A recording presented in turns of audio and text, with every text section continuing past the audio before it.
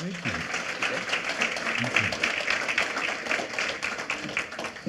Oh, excuse me. Thank you, everybody. Thank you, Jacob. Also, thank you to Angela Beaumont from the Jefferson. She's not here tonight, I understand. But it is great to be here again. I even get my picture taken by Pierre Bellicini. I'm sure that'll be sent straight to People magazine, right? Yeah, here's a book that I did write, as Jacob mentioned. It's my first attempt outside the athletic arena in writing a book. It's entitled Erie's Sensational Murder Trials. And as I state in the preface, it's not necessarily a definitive list of Erie's most sensational trials, because that would be a subjective thing. Rather, it's a collection of 9 separate murder cases and their trials that I wrote about. None of these are so-called unsolved mysteries. They all came to conclusions. Now, whether or not you believe what that conclusion is, I'll leave that up to the reader. But the time swath for these cases is from 1895 to 1975. I didn't write about anything recent. I wasn't going to write about Bolo Dovisha or the Pizza Girl or any of that kind of stuff. And the other thing is murders, of course, are a very sensitive matter, and there's still a lot of family and friends around for some of these cases. It could certainly be written about, and maybe someday they will be. The most recent case I wrote about was the death of Debbie Gamma. Raymond Payne, her Strong Vincent school teacher, was the killer, and that case is getting close to a half a century old, so it tells you that these cases are old. But they are compelling, very interesting cases, and they're real Erie, PA cases as well. And I think you'll get a kick out of reading them. They are interesting. I start out in chapter 1 with Erie's mass murderer. Where did I put my glasses? Here they are. And what I do is, in these stories, I give you a setting of what was going on at the time in Erie and the country. And in January of 1975, it was a cold January day, 1975. And things were relatively going easy in Erie. We were just about out of Vietnam. Watergate was kind of going on, but the citizens had very few concerns, maybe high gas prices and inflation. If you remember, it almost sounds like today. But the peace and quiet of Erie was fully shattered on January 19th, I believe it was, 1975. A perpetrator got a key to the residence at 1052 West 26th Street. The house is still there. And it was approximately 5:30 in the morning. He opened the back door, traipsed in. He had a .22 rifle in his hand. He went to a corner bedroom and took 3 shots at an elderly 75-year-old gentleman in bed there. He proceeded to a bedroom right next to the first bedroom, and he fired 8 shots at 2 little boys there. And right after that happened, the elderly fella came out of his bedroom. He was standing there with blood all over him. The killer took another shot at him until he fell, until he died, and he died, of course. Then he proceeded to the opposite side of the first floor and shot a little 6-year-old girl in the throat and in the head. And in the meantime, the 2 boys had come out. One crawled around on the floor and died underneath a table there. The other one was still alive. The killer picked up the little boy, took him back into his bedroom, and then shot him in the back of the head. Now, the decedents, well, the elderly fellow, 75-year-old guy, was a fellow named Apostolos Spiridon Gorgiolis. Maybe Mrs. Christensen can help me with that Greek pronunciation. But he had shortened his name to Paul Tolis. That was sort of a play on his first name, Apostolos. He was from Greece. He migrated to America. He lived in New York City for quite a while. And in the 1930s, he was the original founder of the New York Lunch at 1011 Parade Street.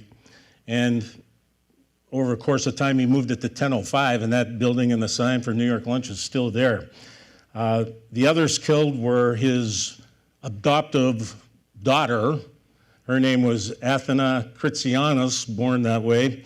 She had changed her name to Athena Tolis, and Athena was A-T-H-I-N-A. She changed it to A-T-H-E-N-A in honor of Athens, Greece. But she came over and 3 children, little students at first, third, and seventh grade students at Sacred Heart. They were 6, 9, and 12 years old. Those were the other decedents. Now, that takes us to a fellow named Donald Chisholm. And on that same morning, he got up. He had just bought a brand new Lincoln Continental, 1975 Lincoln Continental, went through the car wash, got a tank of gas, and he was separated from his wife, who was Tina at the time, and he went to Rieger's, which was 2 doors away from 1052 West 26th Street. Rieger's was sort of a soda shop, pizza place, ice cream place. And he went in there and sat down and had a Coca-Cola, and he was telling the owner of the place that, he was hoping to reconcile with his wife, and they were going to sell their home on West 26th Street and move to Florida, and he was going to meet with a realtor later on that morning. So then he says, "I'll see you later," and he goes over to the house. About 5 minutes later, he comes back to Rieger's, and he looked like he'd been blown through a wind tunnel, and he's telling the fellow that owned Rieger's, "Oh my God, it's awful, you gotta help us here, come with me." And he took the fellow over to the home, and naturally there are dead bodies laying over the place. And the killer made a feeble attempt to make it look like it was a burglary or some type of ransacking of the residence. Naturally, the police were called. The first one on the scene was Dennis Stasier, and he went in and saw this horrific sight, and he went to all the bodies and noticed, and felt they were cold to the touch. They were all dead by the time he got there. And as he testified in the trial later, when he left the residence, he just vomited all over the place. That's how sickening the scene was to him.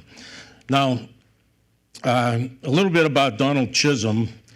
He was born in Indiana. He was a 9th grade dropout, a ne'er-do-well.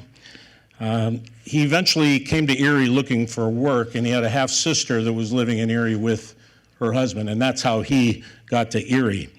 Now, he eventually married Tina, who was working. Paul Tolis got out of the New York lunch business about 1960. He started working at Hamburger Heaven, if you remember that place, Christo's Diner, 26 in Elmwood. And Tina worked there as well for a while, and this fellow would come in and sit at the counter, and that was Donald Chisholm. They fell in love. They eventually married. And Chisholm was making some pretty good money as a roofer at the time. They had 3 children, as I mentioned, and he decided to start doing work as an insurance agent, and he did not do well with that. It was difficult work for him, and as time went on, his wife and father-in-law were on his back. You got to make some money here. You got to support the family, and as a result, a few years later, Tina actually had to work at Tacky's. She was working 3rd shift all night, and they had separated. And the summer before these murders, Chisholm was visited by his mother from Indiana and another sister, and he was complaining about his wife and the kids, and he's like, if Tina and those damn kids and that old man don't get off my back, I'm gonna kill him. I swear to God, I'm gonna kill him. And as I mentioned, Chisholm wasn't ne'er-do-well. He had been indicted a few times before for theft-related type offenses, larceny, that type of thing. Never really did any time. He also had a couple of stays in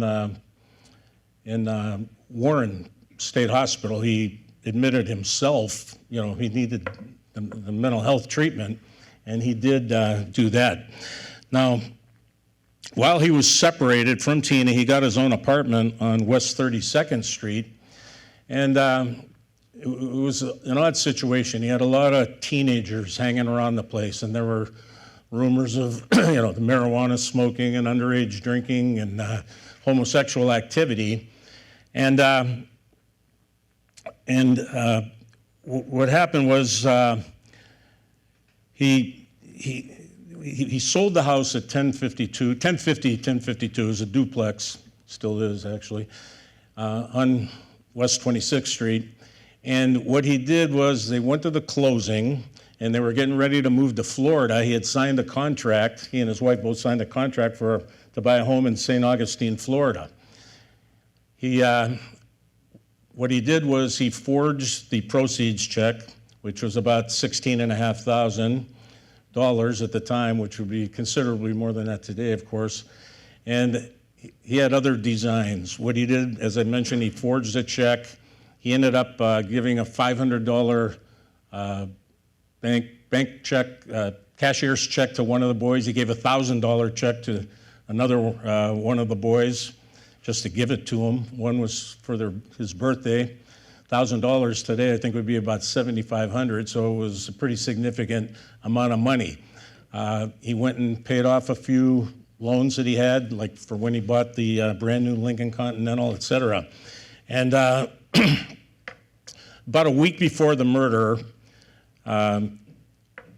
his wife was upset with him. She went over on an early Sunday morning, I think it was, and pounded on his door, and she wanted to know what he was up to with all these teenagers. And he's basically saying, just get off my back, get out of my life. If you don't leave, I'm going to throw you in the effing snow. And she's yelling at him, and she said something like, maybe I should just turn you in for what's going on here. And he goes, if you do that, I will effing kill you. I will effing kill you. That's what he told her. So the murders were foreshadowed.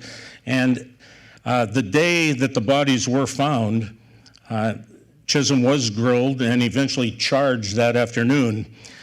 The evidence was circumstantial, though. There was all kinds of circumstantial evidence. They found blood from some of the victims in his apartment when he went back at some point and changed his clothes and washed his hands. Some was in the sink, et cetera. So the prosecution needed evidence, and they had a weird situation where the district attorney's office set it up with the prison that they would have an undercover state police trooper go in as a prisoner, looking like a regular prisoner, to try to get maybe some nefarious statements from Chisholm. Maybe he would make some admissions about what he did, because he had denied what he had done the whole way through. And the state trooper was recognized by several of the fellows that were in prison for drugs, and they recognized him as a narc and shouted out to Chisholm, don't talk to that guy, he's a narc. So that fell apart. And the Erie police were very upset that happened, because they weren't informed of that situation. The chief, Sam Gemelli, and several of the investigators on the case actually asked to be taken off the case. They were so upset about what happened there. Eventually he was charged, though, and a trial, he was represented by attorney Robert Huda and David Vandercoin. The first thing that they did was ask for a change of venue because of the massive publicity in this case, and they were granted that, and the trial was moved to Lycoming County, specifically Williamsport, and it was a 10-day trial. That's where all the participants had to go. The jury was a Lycoming County jury. All the attorneys, judge, et cetera, were from Erie, and they had to stay there for 10 days and 9 nights. Now,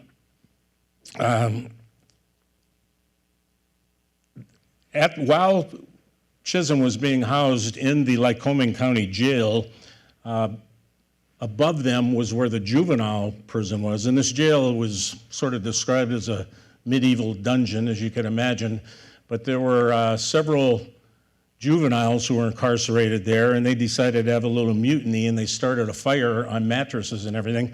Making a long story short, 5 of these kids died, and they were resuscitating them right in front of Chisholm's cell.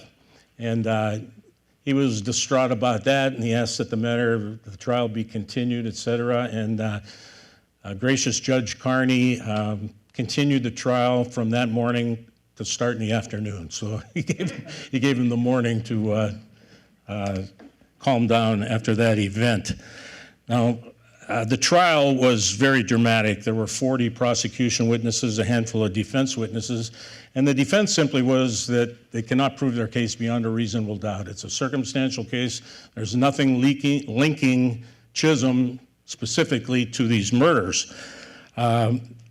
Mike Vasheko, who later became the DA, was an assistant DA, and Frank Croto were the prosecutors in that case. And during the course of the trial, that's when the motive emerged that he sold the 1052 West 26th Street residence. He forged the check for the proceeds. He bought a Lincoln Continental, gave money to these young teenagers hanging around his house. Eventually, he was convicted of 5 first-degree murders. And naturally, he said he was railroaded. Everybody knew it from the start.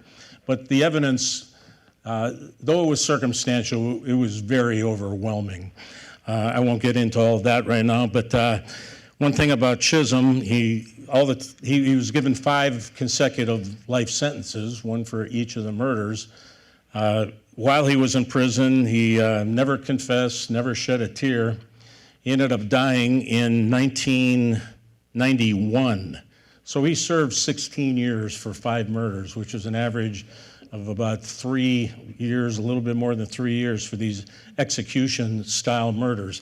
And another thing, to show you the depths of Donald Chisholm's deceit, there was an obituary somehow that got placed in the Allentown Morning Call. And the final words written about Erie's mass murder, as I mentioned, just showed the depths of his deceit. How they got that information, who knows? It was probably given to intake at the prison, maybe as a practical joke or whatever.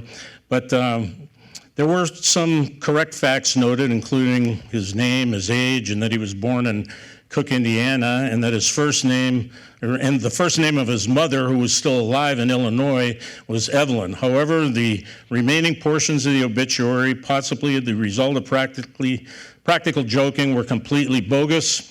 In an insult to his parents, it is stated that he was the son of Evelyn Bachman Chisholm and the late Robert D. Chisholm, when in fact his parents were Evelyn Grace Wilfong Chisholm and the late Dorsey Carlisle Chisholm Sr. The obituary also says he lived in Emmaus, that he was a self-employed truck driver, and that he was a member of the Norristown Mennonite Church. All these assertions, of course, were false. And an insult to the wife he murdered, Athenad, is noted that he was the husband of Eleanor Rhinesmith Chisholm. And Rhinesmith was actually the name of a funeral home nearby. He used that name. And in a final insult to his son, David, the little 9-year-old murder victim, he shot at point-blank range.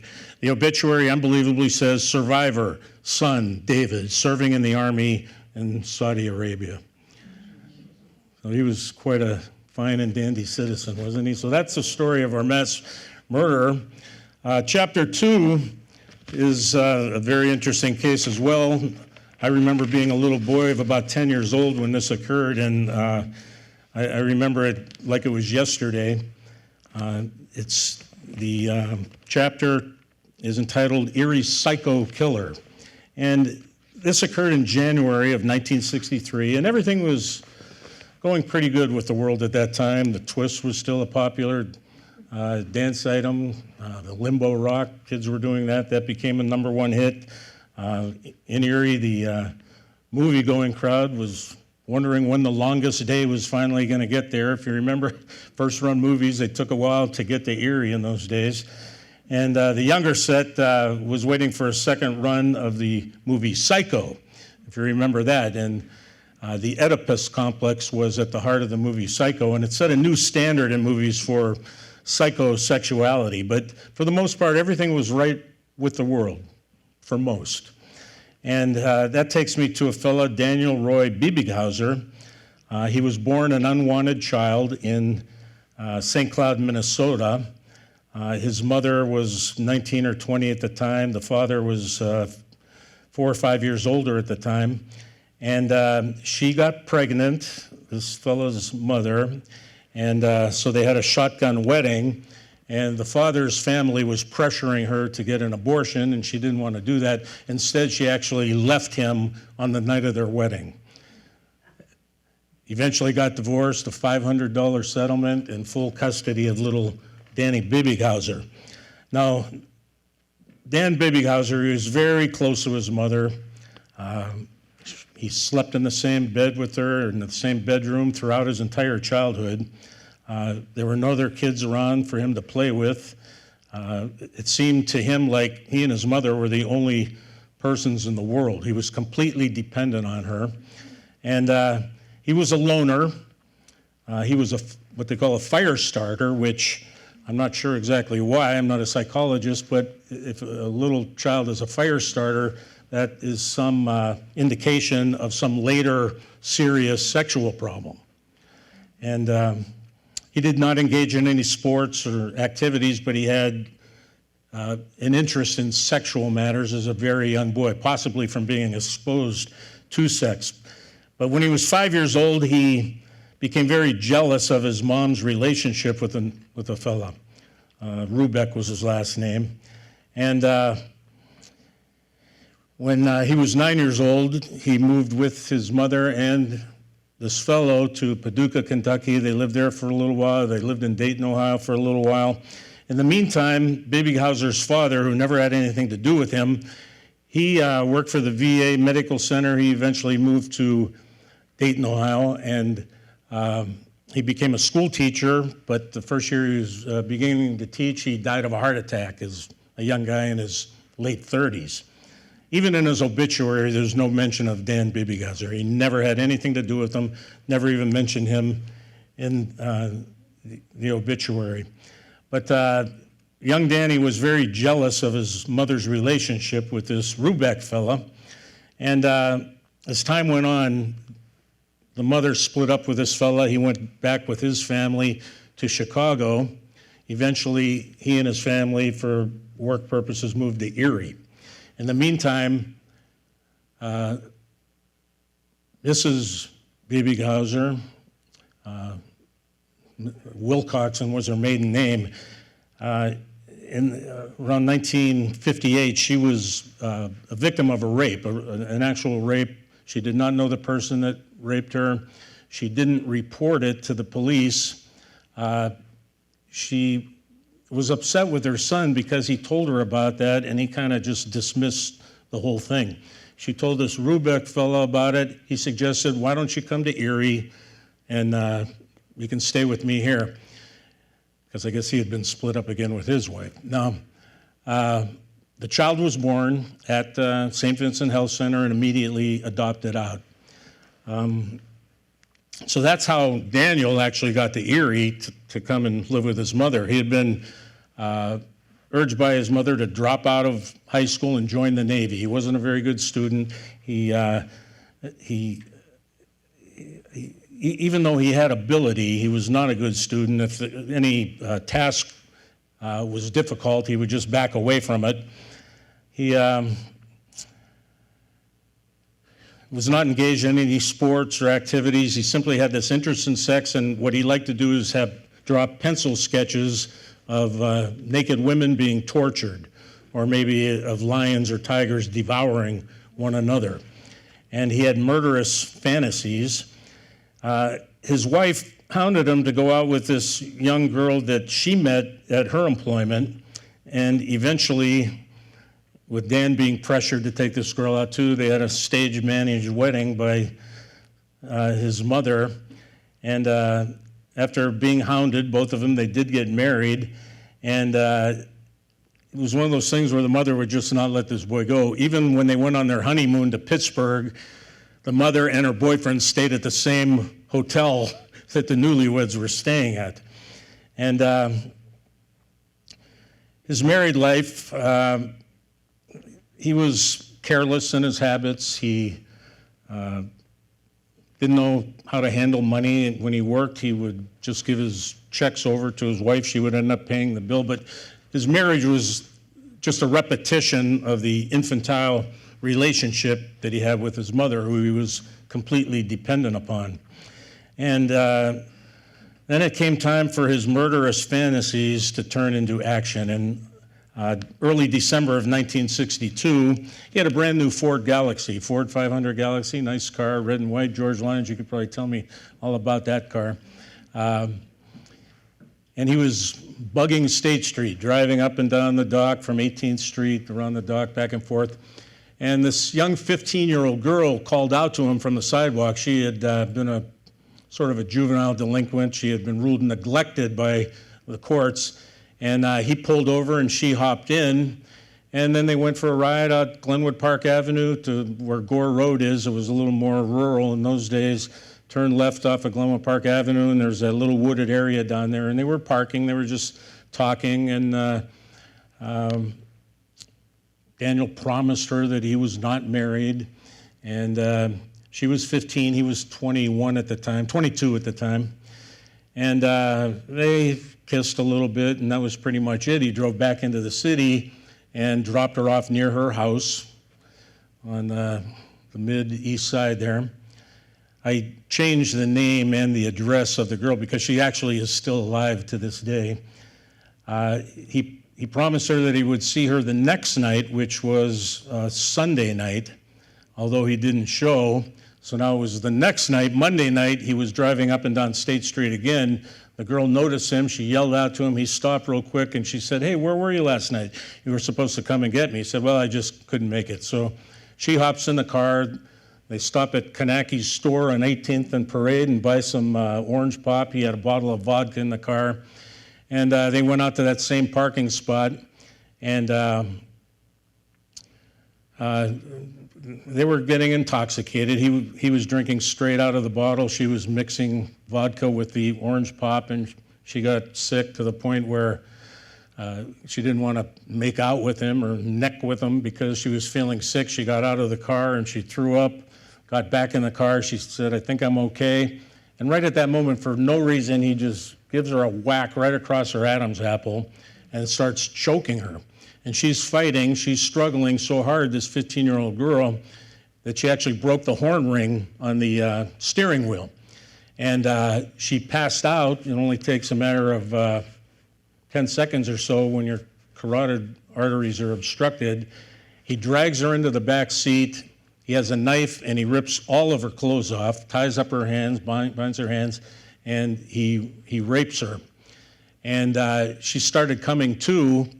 And while he was raping her, he was like yelling at her, saying things like, and she testified later that he was yelling at her, but he wasn't really talking to her. It was like he was in a trance. And he kept saying things like, "You effed him, didn't you? You effed him." And she really didn't understand that. Anyhow, once the incident was over, she said, "Well, you got what you want, now take me home." So he drives her back down State Street, close to her home, and he's saying, "I'm sorry, I didn't mean it. I didn't mean to do this. I'm sorry," the whole works. And she gets out, and she doesn't tell anybody. She told her mother what happened, but she didn't tell the whole story because she didn't want the authorities to get involved again. She was under juvenile probation. She didn't want to be sent back to placement somewhere. So now it takes us into January of 1963. That all happened December of 62. That's where another couple comes into play. There was a fellow named John Floyd Harvey, and he worked at R.M. Kerner with Biebighauser. That's where he was working at the time.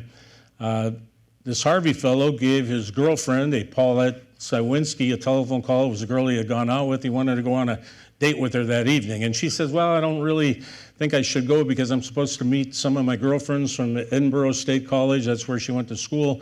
And he's like, "Well, where are you going?" "Well, we're going to the Villa Tavern in Cambridge Springs." And he knew that that was a jumping place. So he wanted to go out there. He says, "Well, maybe I'll meet you at the Villa." She's like, "Okay." Problem he had was he didn't have a ride because he had been sentenced a few months earlier for drunk driving, and he lost his license. So he gets his buddy, he asks his buddy Dan Biebighauser if he'd like to go out to the Villa and meet some girls, and Biebighauser said sure. They had never really been out drinking before, and they really didn't know each other that well, but he said, "Sure, I'll go with you." So they go out to the Villa, and the place was packed. It was a freezing cold night, snow blowing like crazy all over the place, and they get into the tavern. Then Paulette comes in with a girlfriend, only one of them. She said she couldn't get a hold of anybody else because it was a semester break at Edinburgh. And she introduced her friend and said, "This is my friend, Lynn Crotty," real name Mary Lynn Crotty. She was also an Edinburgh co-ed, very pretty, 19 years of age. Now, the two girls were 19, so they couldn't get served once they got carded at the place. So Paulette said to Mr. Harvey, where can we go and where we might get served? So he suggested, how about the Pilot House in Erie? I don't know how many remember the Pilot House. Later became the Anchor Inn, I think it was, on 2nd, 3rd, and State Street. There's a medical building there now.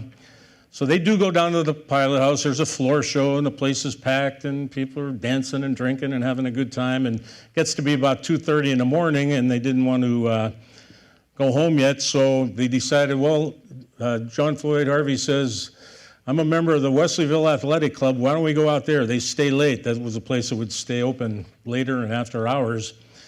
So Paulette decided she wanted to drive the fellow out there to the Wesleyville Athletic Club. So Lynn went with Biebighauser, and they met out at the Wesleyville Athletic Club. And they all went in there and had a few drinks. Not Biebighauser, but the other three were doing a twist and dancing and having a good old time. Then it was time to leave. And in the meantime, Biebighauser had rented an apartment on Parade Street. He and his wife were going to move there because they had a little child, and they needed a little bit bigger quarters. They were living on 24th and Liberty at the time. So once they leave the Wesleyville Athletic Club, they drive to Parade Street. Lynn Crotty says she wants to go home. She doesn't feel good, drinking a little bit too much. So Biebighauser said, I'll take you home. The other two went into the apartment and did what they ever did for the night. Now she told him where she lived, and it was off of East Lake Road in Lawrence Park. So he went the exact opposite direction, south on Parade Street, up Pine Avenue, turned left on 38th Street, drove all the way to the Cooper Hill Road, turned around, parked in front of St. John County Prep School. And that was a rural, pretty much a rural, quiet area at the time. So she opens the door, she vomits. She was sick. She said, well, I think I'm okay now. Why don't you drive on? Instead, he just starts choking her till she passes out. He drags her body over the seat into the back seat, rapes her. He, once again, with a knife, takes all of her clothes off, binds her hands. He rapes her while she's unconscious. She comes to, and then he starts choking her again for a full 5 minutes until she was dead. After she was dead, he raped her again, knowing that he was having sex with a corpse. He drags her out of the car, puts her in the trunk of the car, goes back to the apartment. Now it gets to be about 7 o'clock in the morning. He got the key to the apartment from the fellow. He says, the guy, just leave the place as you found it. He goes home. His wife was up with a little newborn baby, and she says, where were you all night? And his response was, could you maybe believe that I was at a stag party? And he goes, that's all he says, goes straight to bed and sleeps it off. Now it's the next morning, and let's see, Mary Lynn Crotty's mother, she was one of about, I think it was 6 or 8 kids. Her father was a fellow named Dave Crotty. He was a football star at East High in the early 30s. He played at University of Detroit, also for the professional Warren Red Jackets. And Mary Lynn and her twin brother were the oldest of the 8 children. And she did not come home. Her mother went to wake her up to go to Mass on that Sunday morning and found that she wasn't there. So she calls the Sywinski residence. They lived out on Old Wattsburg Road. And she asked Mrs. Sywinski, hey, is Lynn there? And Mrs. Sywinski was really confused because her daughter had told her that she slept at Lynn's house. And so there were a couple of calls back and forth. They couldn't figure out what happened. Paulette had gone to sleep soundly for a couple hours. Her mother wakes her up and says, get up, we got a situation here, what's going on? And she was groggy, and she tried to insist to Mrs. Crotty that she slept at home because that's where she thought Biebighauser was going to be taking her. So the situation, of course, gets more tense. a lot of concern. Finally, Paulette Sywinski admitted where she had been the night before. Her mother gave her a crack right across the face, and you find out who this Lynn was with, where he took her, what he was doing with her, etc. She goes, all right, I'll find him. So she couldn't remember his name, so she calls John Harvey, and what is that kid's name? She said, well, I don't know, Biebighauser or something like that. He didn't even know for sure. She's like, quit fooling around because the state police are going to be called. Lynn didn't come home, and we have to find out where she is. And he's like, oh, okay. So he gets a ride from one of his buddies to the shop over to Liberty Street where Biebighauser lives, and Biebighauser just gets up. It's around noon, and he says, hey, man, what happened to Lynn? And feigning surprise, Dan Biebighauser saying, I dropped her off a block from her house in Lawrence Park. And he says, well, we better retrace your steps completely. So they, making a long story short, now you got to remember the body was still in the trunk of the car. So they retraced the steps that he said he took on his way to get to a block away from her house. So they stop at Sedan's restaurant, the Lighthouse down there. John calls his old girlfriend and says, we can't find her. We can't, we don't know what happened. He says he dropped her off. She says, you better go over to Crotty's house now and explain to them what happened specifically. So they actually drive over to what was 604 Crotty Drive. It was named after Dave Crotty. And they actually parked in the driveway of the parents with the body still in the trunk of the car. And they go in, and John Floyd Harvey was 100% innocent and eventually cooperative with the police. Biebighauser just gave that same story, and things weren't really adding up. So Mr. Crotty called a buddy of his who was a state trooper, 22-year veteran, and he comes over to the house and he questions the boys separately, and he thought their stories were consistent. Probably nothing really happened. She'll probably appear with some plausible explanation, etc. So now in the meantime, Biebighauser can feel the web tightening on him. So with the body in the trunk of the car, later that evening, he drives out Sterretania Road to Axe Murder Hollow.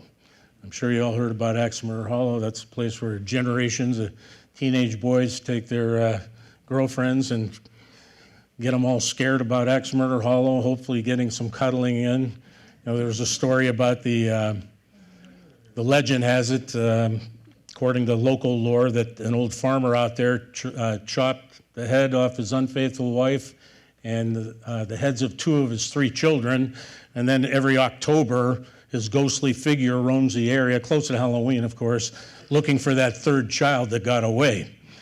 And there's other tales, like there was some gypsy king whose wife was unfaithful and he chopped her head off with an axe, or a young boyfriend who was parking with his girlfriend out there, and his jalopy got stuck in the mud, so he told her he was going to lock the door and go get help, and when he didn't come back, she goes outside and sees him hanging by his legs with the blood, his throat slit and the blood dripping onto the roof of the car. So there's all kinds of legends, but that's where he did leave her body, and after a while, he eventually did confess. They had the goods on him pretty good. He took the individuals, or the investigators, out to where the body was, and they found the body.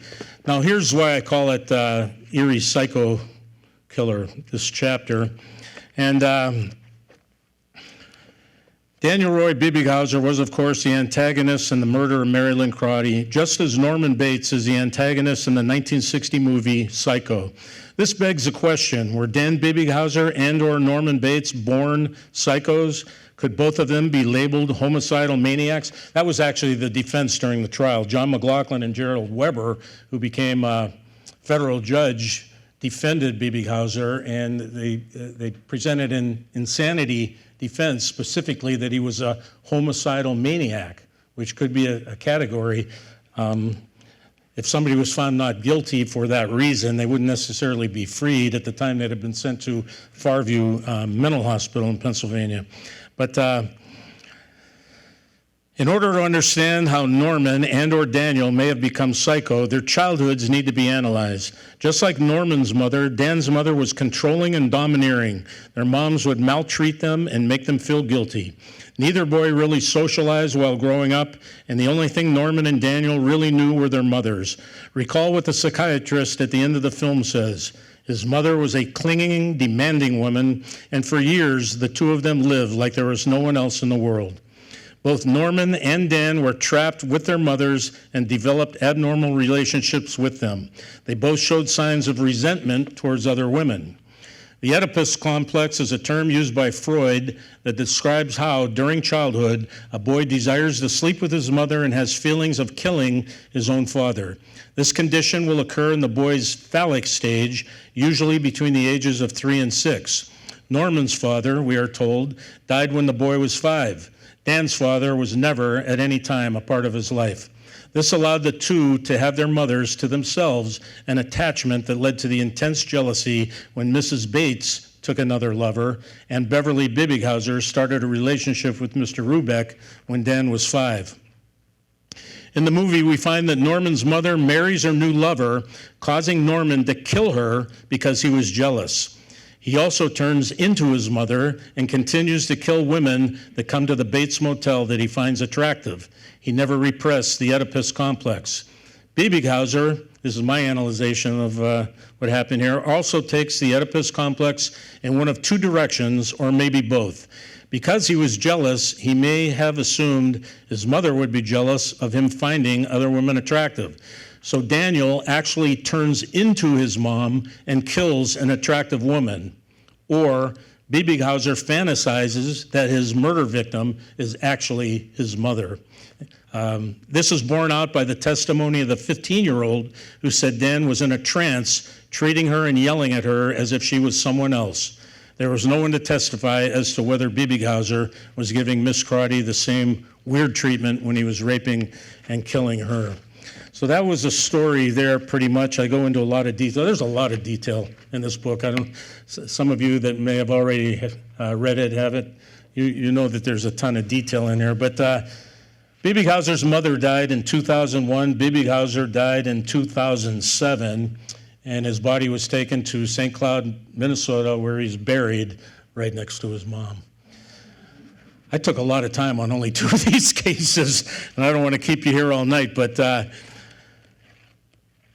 Chapter 3 is a very interesting case, Erie's vice scandal. If you read that one, it's from 1921, close to the beginning of Prohibition in Erie, when a lot of rum running was going along from across the lake, and there were just whorehouses everywhere in downtown Erie.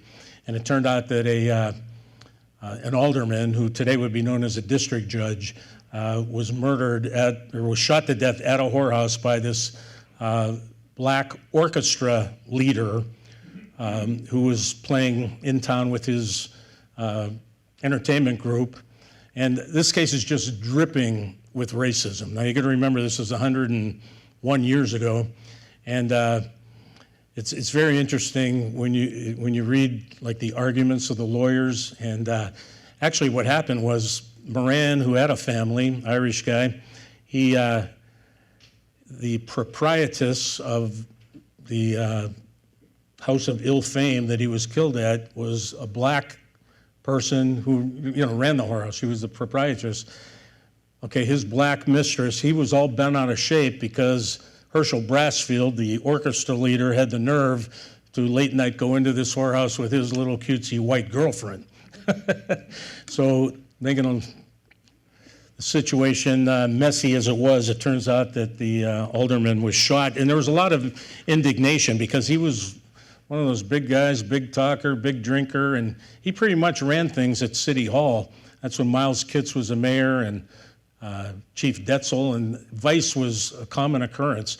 But they knew that that particular house of ill fame would never be raided because that's where Moran hung out. That's why a lot of people would go to that particular whorehouse. Some of you may remember right after World War II, I call this Erie's most sensational case, the Mike Bubna, Millie Thomas, the murder of Robert Fisher. very interesting case, had to do with a stolen car theft ring, and that was right after all the headlines from World War II were over, so sensational local stories took over. And I remember discussing this with my parents, and just the coverage, and because women were involved, and that added to the sexiness of the story. And they eventually found the body out at the Erie golf course. And I can tell you what happened to Robert Fisher, the guy that they did kill. I can get to it here.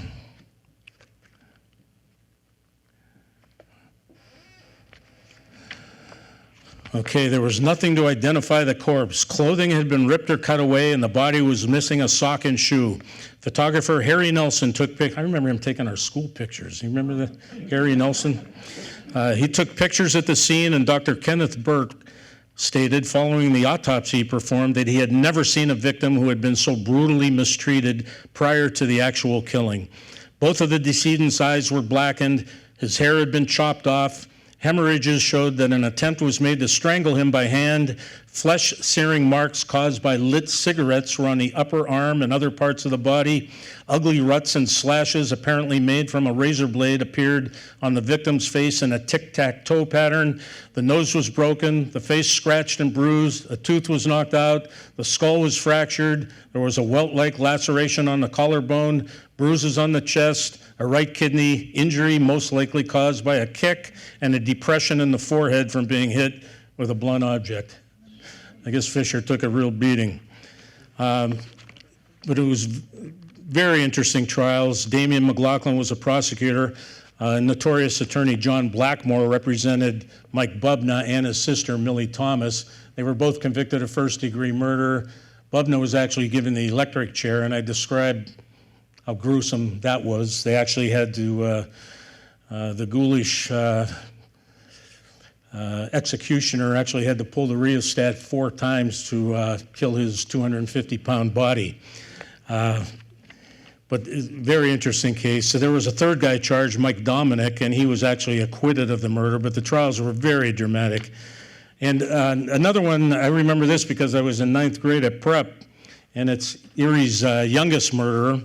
And that was a shocking thing when people in Erie found that it was a 14-year-old that stabbed the victim behind the old Customs House, if you remember that case on State Street down there. And I start out by telling you what downtown Erie, north of Perry Square, was like during the mid-1960s. It was deteriorating downtown conditions. And that area from the park down to the dock, probably between French, Sassafras, Holland Streets, that was just littered with dozens of derelicts and shabby hotels and rooming houses, burlesque houses, prostitutes, rundown bars, and small cheap eateries. If you remember places like the Gage Hotel and Frank's Hotel and some of those places, cheap rooming houses were all over. And there were a lot of strip joints down there that attracted a certain crowd at places like the Velvet Room, at the Richford Hotel, the Pilot House that I mentioned before, between 2nd and 3rd on State. And that's where U.S. Navy sailors and fishermen, shipbuilders, dock workers, people from the boatworks would have a drink close to their home base on the bayfront. There were a lot of dive bars down there, the Busy Bee, the Wonder Bar, the Shamrock Cafe, the Celebrity Lounge, Crazy Horse Saloon, and a lot of small, cheap eateries were there. And it was basically an unchecked haven for alcoholism, poverty, crime, down and outers from all walks of life. And the filthy alleys were like an open jail for men who were guilty often of no greater crime than being lonesome or being poor or not getting along with their wives or what have you. And the driving force behind the lives of these men was alcohol. And they had a vicious cycle of coming to Perry Square Park or State Street, being arrested for drunkenness or vagrancy, taken across the park to the city jail, drunk tank, let go the next day, ad infinitum. And what it was after World War II, hundreds of thousands of servicemen returned home, and they resumed their normal lives and built their families. Others were shell-shocked, lonely, and suffering from what we found decades later was post-traumatic stress disorder.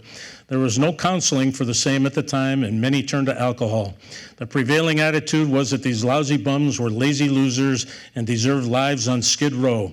Many, however, had families, heroic war records, and good jobs at one time. Many were the classic American stories of a good man who had fallen from grace. And what would happen, and I remember this, young kids, teenagers would hang around down there, and they'd get these older bums to go in the liquor stores or bars to buy alcohol or whiskey for them or what have you. And this Olszewski fellow, he was only 14, but he was with a buddy, and they got a half a pint of whiskey, then later a bottle of a quart of beer, Kohler's beer. What wayward teenagers and young men would do sometimes, it was called rolling bums. What they do is they'd see a little bum in the alleyway and they'd roll him. In other words, they would steal his wallet or any money that he had. And this fella, Triplet, had a bottle of wine, and they stole that from him too, and he drank that bottle of wine, so he was quite intoxicated. Later, he had a confrontation with the same fella behind the old customs house. He ended up stabbing him, I think it was 43 times. The police said it was one of the most brutal scenes they had ever seen. And his privates were actually mutilated to the point they couldn't even find one of his testicles. And it was finally, little by little, the fella that he was drinking with, they had found a knife in the area, and then he got a hold of the police and said that was his knife, and he was with this Olszewski at the time. They picked up Olszewski six days after the murder. They held him, a 14-year-old boy, without counsel until he was charged late Saturday night with the murder. Now this, of course, was before Miranda versus Arizona, where you had to be informed of your rights. And when you read some of these older stories, like the Fourth Amendment meant nothing in some of these cases, pre-Miranda, et cetera. Eventually, Olszewski did confess to the murder, but he never really came clean with it. He never, and I analyzed his situation here too. Maybe I'll finish up with this. Olszewski lived, he was from a very nice family, Polish-American family. They lived right across from St. Hedwig's Church down there. And he was a constant daydreamer, average intelligence, but only a CD student. And he had problems with a lot of nuns. He was sort of a bad kid right from the start. He was also a fire starter as a child. And once again, an early warning sign of some later serious sexual problem. He was also a flasher and a shoplifter. And what he would do is expose himself to people to get sexually excited. And he began drinking regularly as an 8th grader at age 13. His mother often would cover for him so he wouldn't have to face the wrath of his father. He was caught shoplifting. He was referred to juvenile court. They recommended that he be sent to Warren, but that never happened for one reason or another. He wanted to go to into a trade program at Tech Memorial, but where his brother went to school, but he did not get accepted. Now, eventually, there were witnesses that he saw that night, and he was kind of bragging about rolling bums. And how I analyze this one, in retrospect, his admissions of guilt and his desire to tell everything were fraught with inconsistencies, half-truths, basic falsehoods, and avoidance. When confronted with facts pointing the accusing finger at him, he could lay out some details, but when it came to the moment of truth, the responses were, I don't remember stabbing him, or I didn't know what I was doing, or I guess this is when I stabbed him. Gary never gave a full and complete disclosure of events. Olszewski gave evidence of being a very disturbed youngster for the 2 years prior to the killing by his drinking, stealing, and aggressive behavior. There were also indications of pathological psychosexual maladjustment and maldevelopment, including his fire starting and his exposing himself on a regular basis. There were other hints, his overreaction to and fabrication of the claim that another young boy that night called him a sea sucker, if you know what I mean, so as to have, like he lied about that, so as to have others think that he was not one.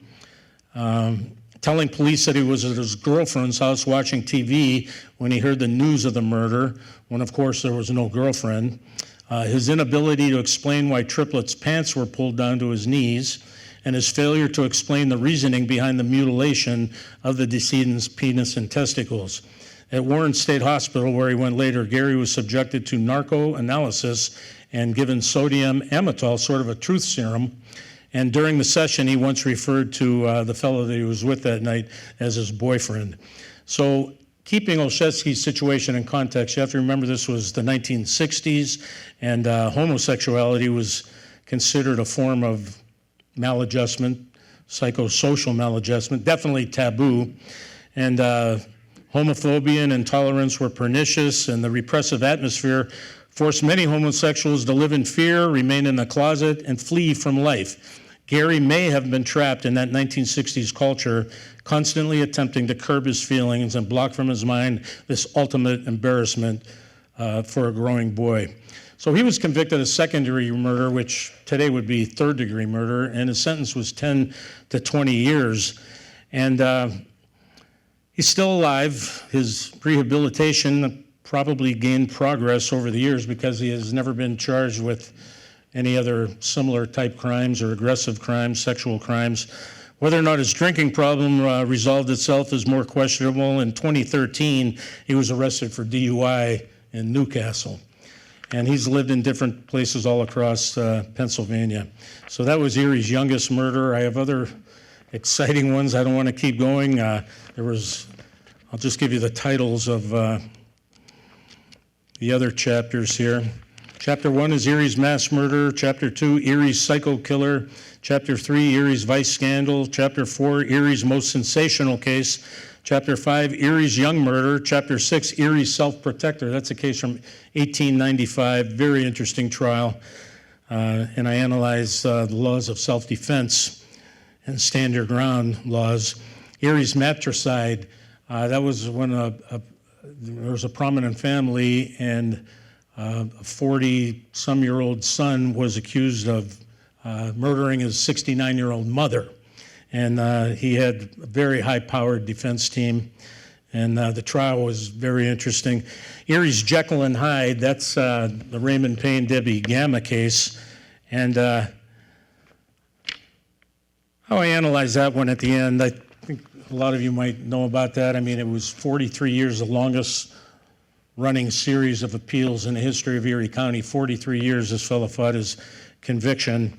I actually had this case at the very end. We had a degree of guilt hearing, and I did find him guilty of first-degree murder and gave him a life sentence, which he had from the start. He actually ended up dying just a few months after that life sentence. So I like to think I gave him a death penalty, actually. But the thing about Payne, that's another case where, sadly, the true facts have never come out. He admitted being present when she died. He admitted tying this wire around her hands and feet and neck. And but he always said it was an accident. He never came clean on who his accomplices were, and we know there were some. And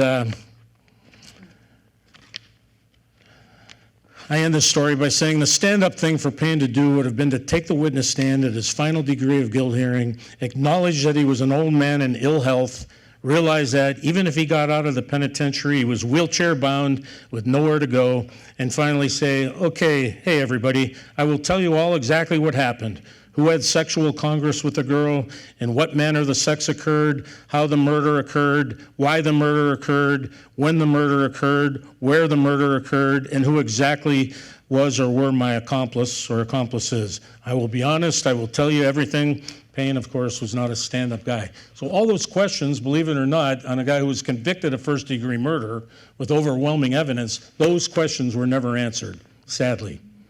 And all those answers went with him to his grave on November 25th, 2020.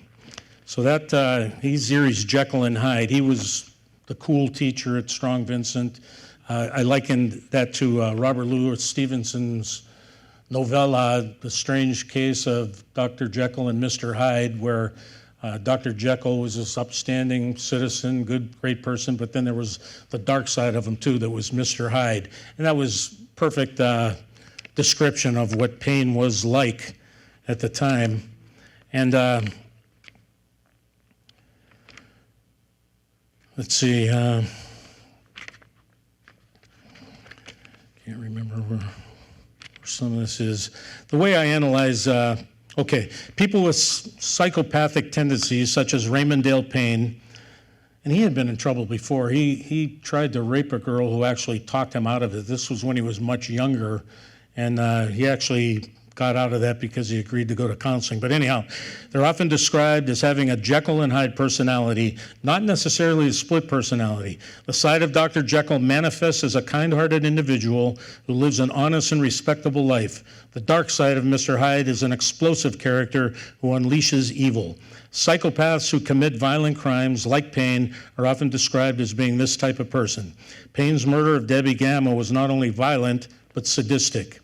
A sexual sadist is a person who has intense, recurrent sexual urges and sexually arousing fantasies involving real acts in which physical suffering and humiliation of the victim is sexually exciting. He says he was taking bondage photos of her that she had agreed to.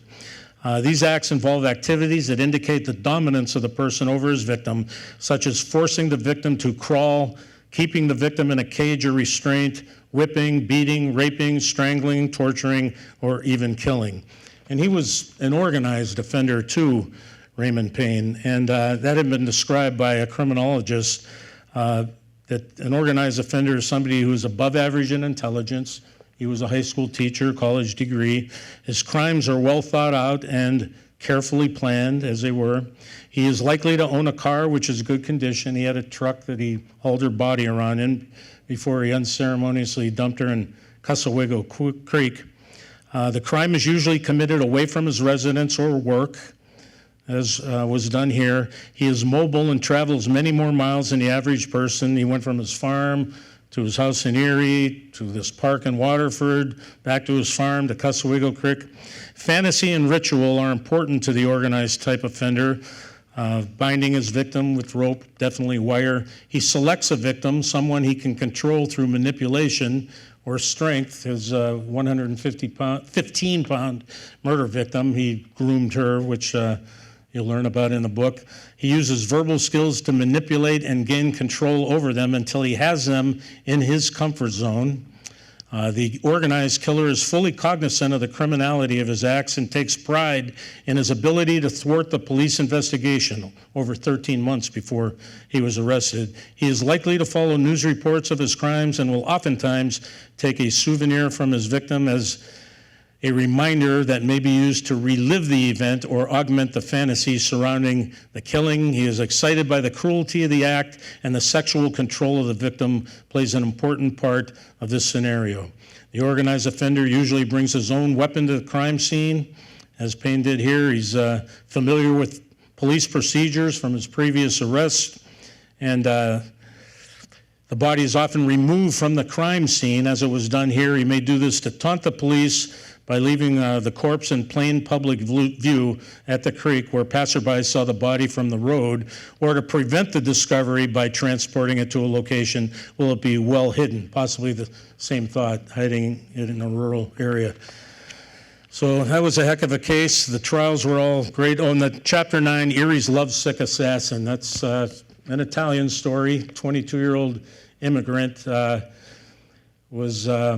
his 14-year-old sweetheart had dumped him based on her parents' complaints about her going with such an older fella. He ended up shooting the young girl's father.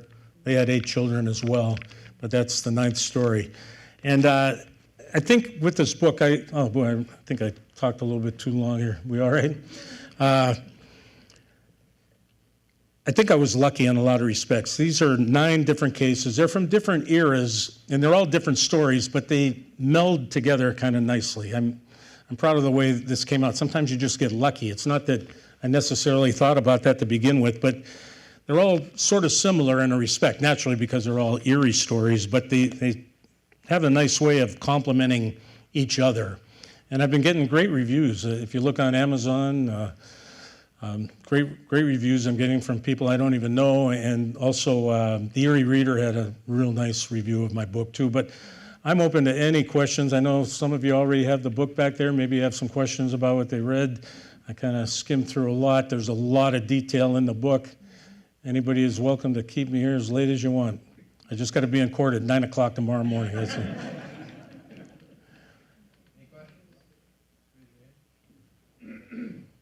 There's one over here.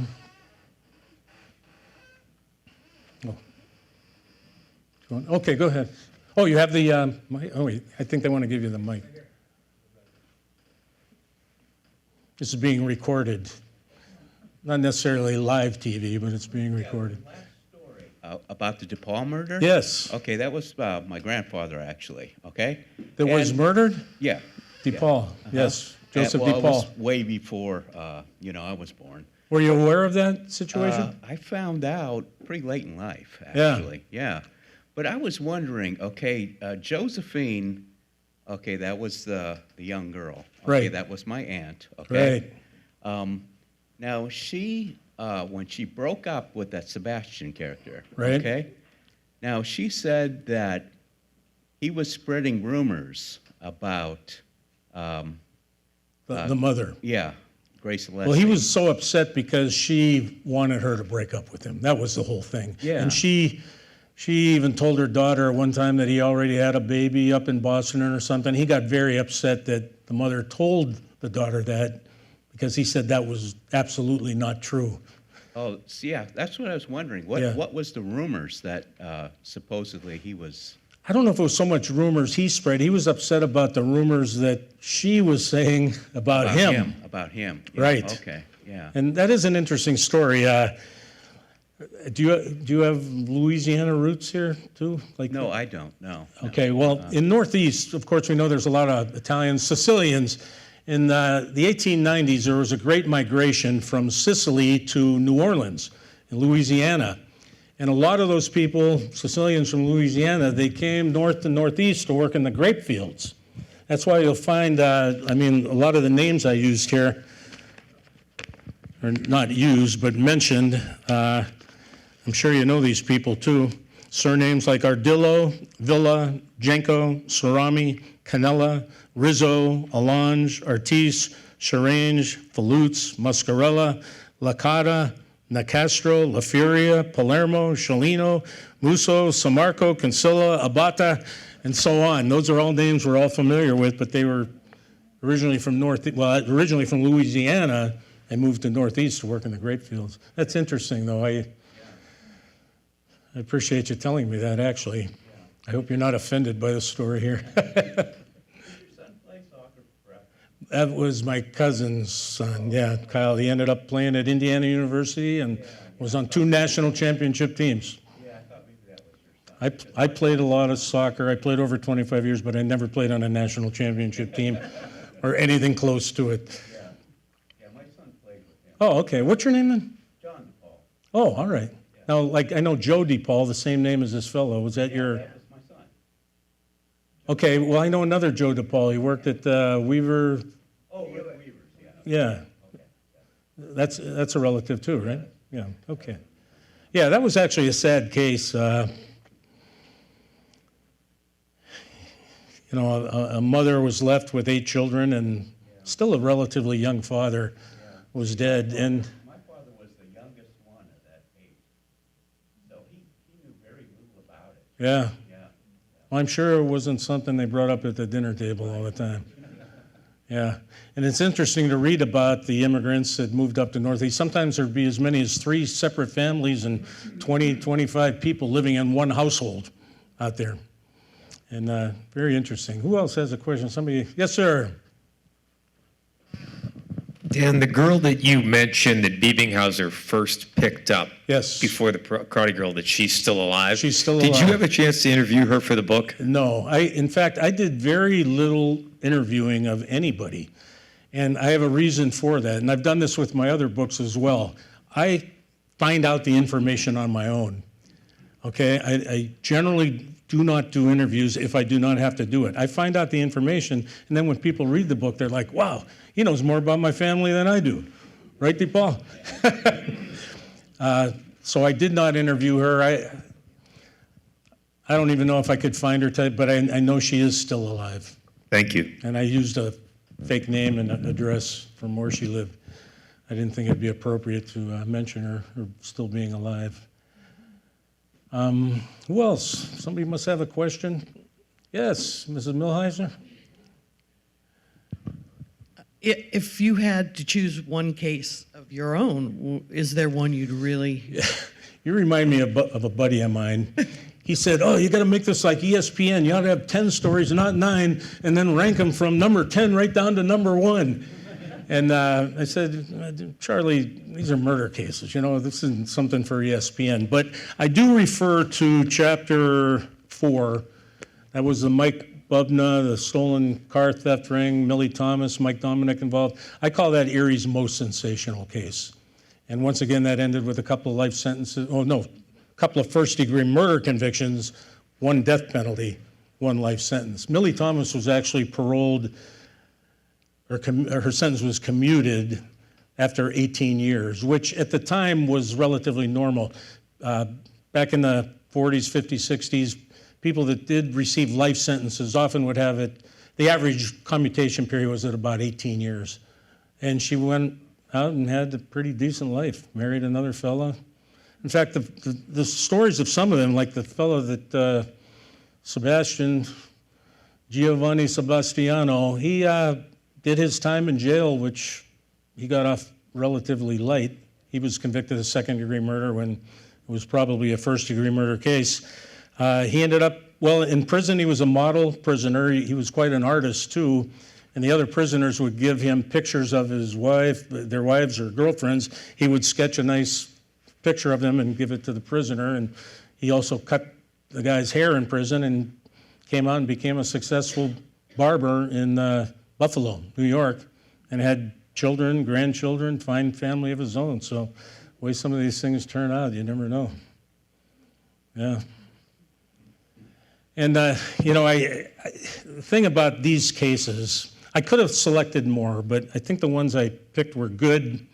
And, I mean, I got in, the personalities that I wrote about to me were so fascinating. I don't know if I explained them well enough here, but I think when you read, like a lot of people say, I could just picture that person. I could feel what they were doing, what they were thinking, and some of the reviews that I got.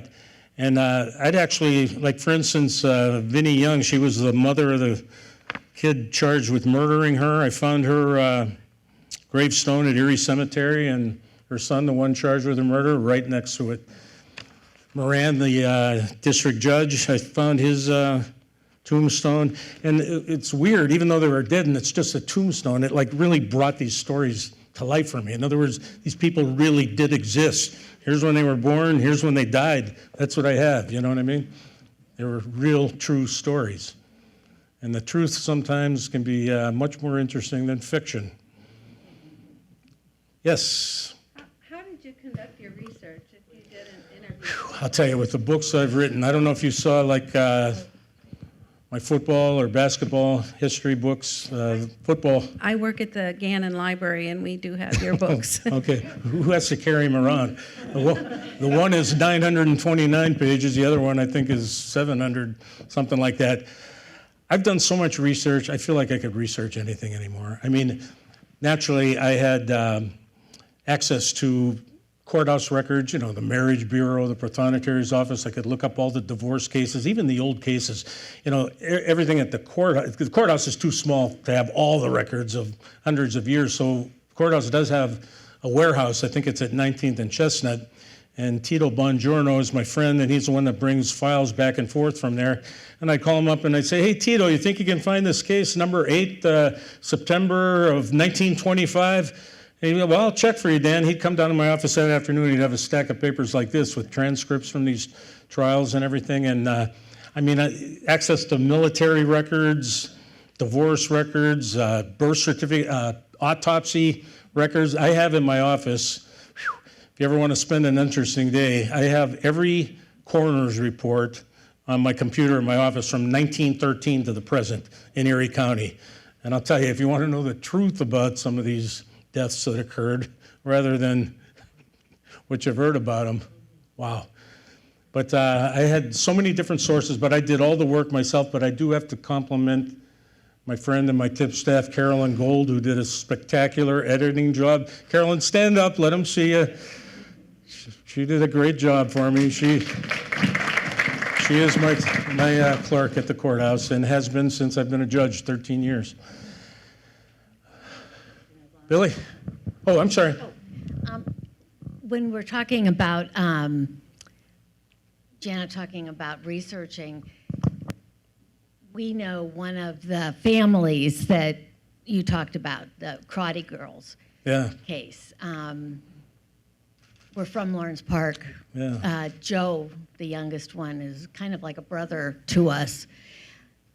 Do families contact you after? No, I did hear from a fellow that knows, I don't know if it was Joe or another one of the brothers, and all he told me was, yeah, the Karate Kid read your book, read your story, and he was amazed because there were so many things in there that he knew absolutely nothing about. And I can understand that because he was young. Mary Lynn was the oldest, along with her twin brother. And it was a sad thing because when she didn't come home, one of the older boys felt kind of guilty because he came in thinking his sister was already home in bed, and he locked the door, and he thought maybe he locked her out on a cold night, and they were searching fields and everything in the neighborhood the next day, and they kind of felt guilty maybe that they had locked her out of the house, you know. And the Karates, Mr. and Mrs. Karate, unfortunately died young too. In fact, they were so heartbroken, Mr. Karate died about 1 year later. And Mrs. Karate didn't live too much longer. She died like at age 58 or something. Okay, yeah. Yeah, so that was a very disturbing case. And one of the things, I remember back then, and it was reported widely that she was on a blind date with this fella, and that was not the case at all. Yeah, it was written up in the papers and everything, but it was not the case at all. She met the guy out at the Villa Tavern in Cambridge Springs, came back, her girlfriend went with the other guy. She went with this guy because he said he was simply going to give her a ride home. That was the extent of their relationship. She didn't even like the guy. She told Paulette when they were driving in from Erie, she goes, I don't even like the guy, seems kind of weird, which he was. Yeah, it's good to see you, Jan. I just saw pictures of your grandkids. Very nice. Yeah. Somebody else. Billy, do you have your hand? When was DNA evidence started to be used regularly by the Not authorities? until, I would say, about the late 90s. Okay, were they able to go back in time and use it for some Well, they earlier did in the cases? Payne case. See, that's one of the oddities about the Raymond Payne case. One of the things that the prosecution relied on was the fact that semen was found on the girl. And Payne had a cellmate who wasn't the most credible guy, but he said Payne told him he was having sex with the girl. So they relied on that heavily. And at the time, they didn't have the DNA testing. So it wasn't until years later, actually 2017 or 18, that they finally, through federal court, allowed this DNA to be tested, and it came out that it wasn't Payne's. So we know there was another individual there. That's one of the things that we never found out about. I have my strong suspicions who one of his compadres was, but that's, yeah. Same with the blood. Like in the Chisholm case, there was a famous expert, Herb Mcdonald was his name.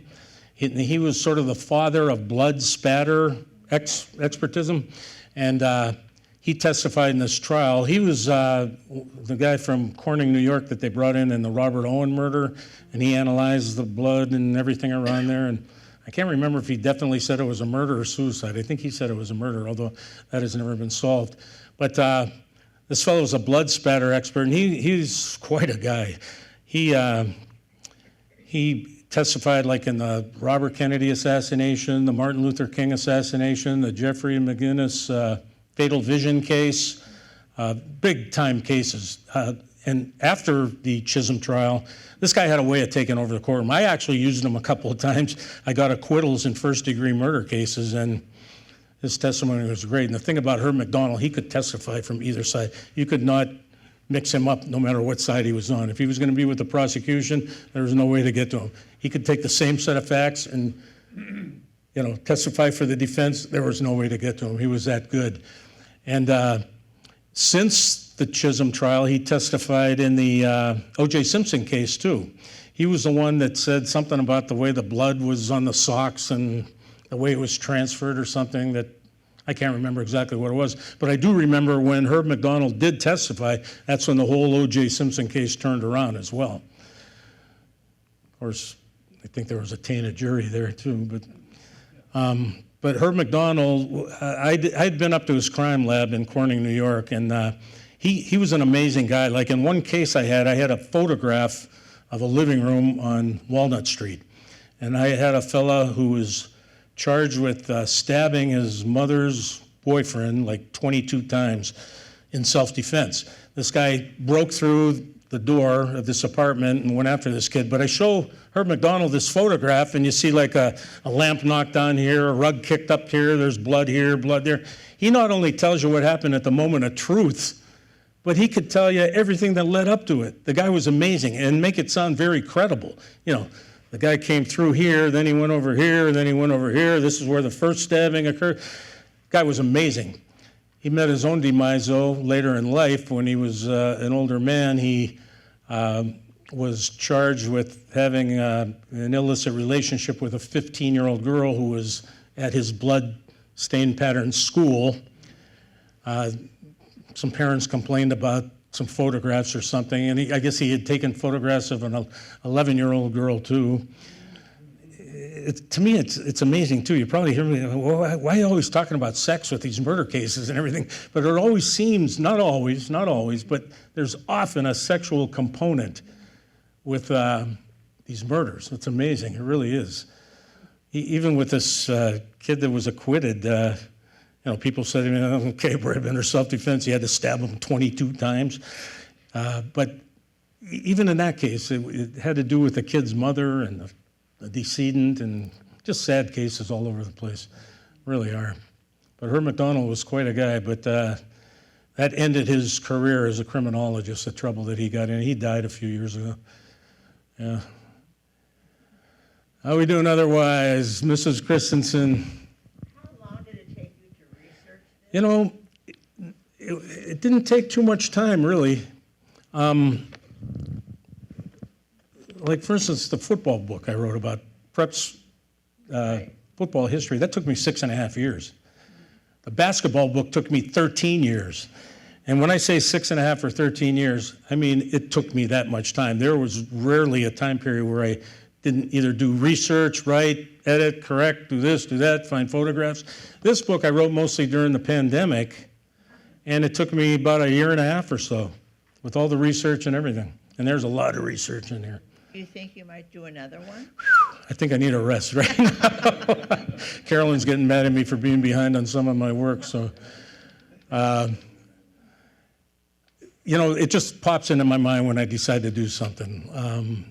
Like when I wrote about the 125 sports heroes of the Erie School District, not Prep, not McDonald, just the city school district. It just popped into my mind that, I wrote about all these Prep games and this and that, and I came across so many tremendous people from the city schools.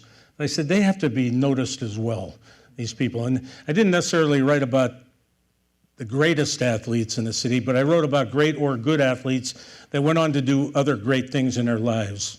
Like some became doctors, some became, famous people in their own right. They all did something great in life. I wrote about a couple of Vietnam veterans that died, guys that died in World War II, that were real heroes, not just great athletes.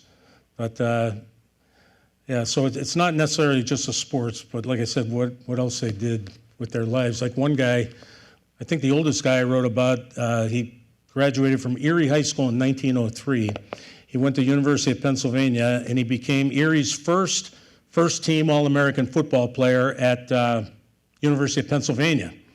He went to medical school there, and when he when World War I broke out in 1914, he went to France and started the American ambulance.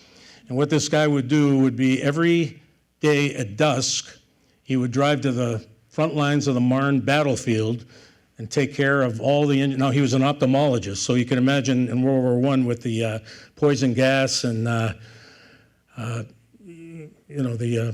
weapons that were used at the time. Like he wrote a letter back to his parents one day saying he had to take the eyeballs out of 4 living soldiers that morning in a letter. And but the point being that this guy started that American ambulance. And he was given this award by the French government, not something they hand out like candy. Had some French name, I can't remember without looking at it again, but he was given this medal from the French government for doing brave and courageous things for the French soldiers. He also operated on the English, the Germans as well, Austrians, And this is a guy really people don't know anything about, but he's an Erie, PA boy, you know what I mean? And I have a lot of stories like that too. Of course, we're here for this one.